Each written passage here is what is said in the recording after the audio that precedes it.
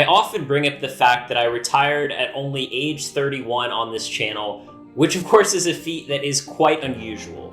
So I want to talk about how I achieved that, and I'm doing this for two reasons. One is that people just ask me about it a lot, and secondly, I often see financial news sources like Business Insider or Forbes writing articles about other people who retired really early, and a lot of those stories seem unachievable or unrelatable to the average person. Maybe they were gifted a house by their parents, or they invested in Bitcoin when it was worth nothing. My story doesn't involve some massive windfall of wealth like that. I'm going to share with you the 5 simple steps that I took to realize my goal of early retirement. And I think these are steps that really can be undertaken by most individuals. So I hope that you agree and find them helpful. The first phase that set me up for my success was my approach to college. Now, I was always one of the nerds in school, but unlike some of my friends, I did not go to an expensive Ivy League school. I stayed in state and had more than enough scholarships to cover my tuition. I took on zero debt and ended up living with my parents for most of the time that I was in college.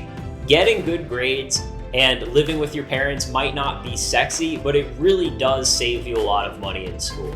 Then when I went to grad school, not only was my tuition free, but I was actually paid to study. This is one of the best kept secrets about higher education. Yes, if you're going to grad school for medical, law, or you're getting an MBA, that's very expensive and you're just gonna have to pay that money. But if you're going to grad school for something that's more in the academia part of school, it's actually pretty easy to convince that school to pay you to get more education. They're gonna have you be teaching classes, conducting scholarly research, or some combination of both. So you are adding value to their institution, and hence they will give you a generous living stipend. I honestly think that if you can't attend university at a heavily discounted rate, you should really reconsider if that's the path that's right for you. Taking on a bunch of debt to get educated can be a bit of a gamble, especially if you're going for a degree in the liberal arts. In college, I took on a few extra jobs here and there, so I not only finished my master's program with zero debt, but I actually saved up a few $1,000s. I put those dollars in the stock market to help them work for me and grow my wealth, which is something that I will talk about more later, so keep watching. Now, college students are known for their frugal and minimalistic lifestyle.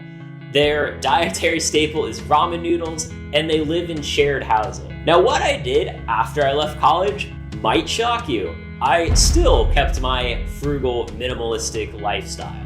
When I got my first professional job, I actually rented a room in a house with different people that all worked at the same place that I did. In a short period of time, I was able to save up a 20% down payment on my own home, which I bought in 2018. And then I took those spare bedrooms and I rented them out to people myself. This is one of the most effective, easy ways to save money that there is. I know that some people will say, I could never do that. Having roommates or housemates is the worst thing in the world, but there's really no shame in it. I'm not here to tell anyone else how to live their life, but just know that if you do this, if you get someone else that's paying off your mortgage, you really are planting the seeds of early retirement, and you're just gonna be way ahead of your peers in terms of your ability to save money.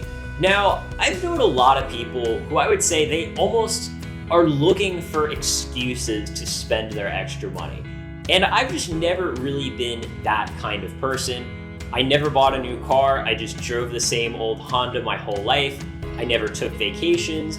I never felt the need to buy new clothes or new gadgets. I never really even spent that much money on my hobbies. I was just the kind of person where, I took that minimalist philosophy saying, I'm going to buy the minimum amount of stuff that I need to keep me happy. And for me, that just wasn't a lot of stuff. Now, there is one problem with focusing solely on saving money, which is that at some point you just run out of expenses to cut. Eventually, you just get to this point where it becomes more difficult to figure out how to save $100 than it is to figure out how to make $100 extra. And I've always been kind of a work smarter, not harder kind of person. Some people might even just say that I'm lazy. So I asked myself, is there a way that I can make a lot more money without having to work harder? Most people that I knew instead, they were kind of focused more on job satisfaction and job security. Their goal was to find a job that they liked, stay there their whole life, and then retire at 60. I think that's fine as well, but that approach just wasn't really working for me personally. So I started looking at other career paths that would be more financially rewarding. I ended up becoming a software developer for the military. So basically I took two of the most lucrative careers in America and fused them together: defense contractor and software developer. And by doing this, I was able to more than double my income in less than a few years, and then was able to save over 75% of what I earned as a result. Now, I'm not telling you what career to go into. I'm not saying that everyone watching this video can just get the exact same job that I did. What I'm saying here is that if you really have a valuable skill set and you look at all of your options, you often will be able to find a company that is willing to pay you a lot more money to do something that is similar to what you're doing now. So now you understand that I was earning a lot more money than I was spending, but what did I do with all of that extra money? Well, I invested it. And I'm not trying to turn this into a financial advice channel, so I'm just going to say that the bulk of my investments were in the stock market. I took a fairly mainstream approach by making diverse investments into stable and profitable companies, you know, the kind of strategies that any decent financial advisor would recommend. I will, of course, disclose that the stock market does involve a significant degree of risk and volatility, so that is something that you should expect. We, of course, have seen things like financial crises throughout different points in history where the stock market valuations drop substantially in a short period of time.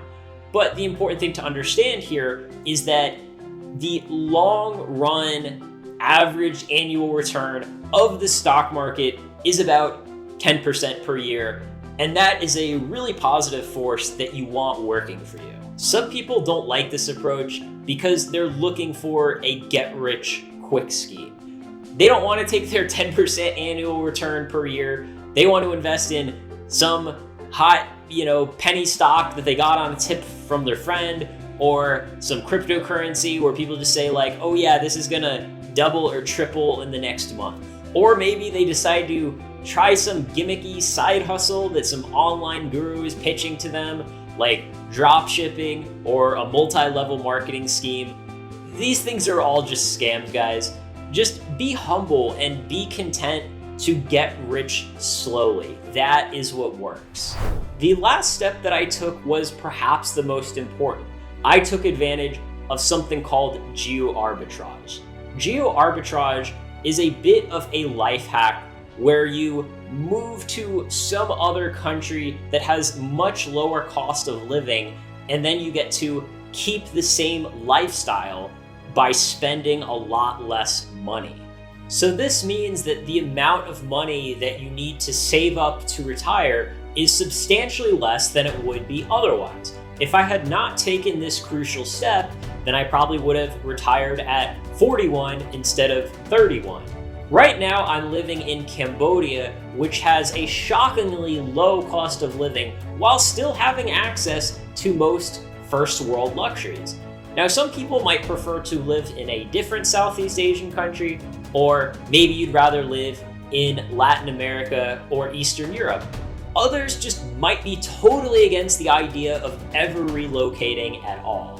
For me personally though, my time and personal freedom is a lot more important than my loyalty to any particular nation.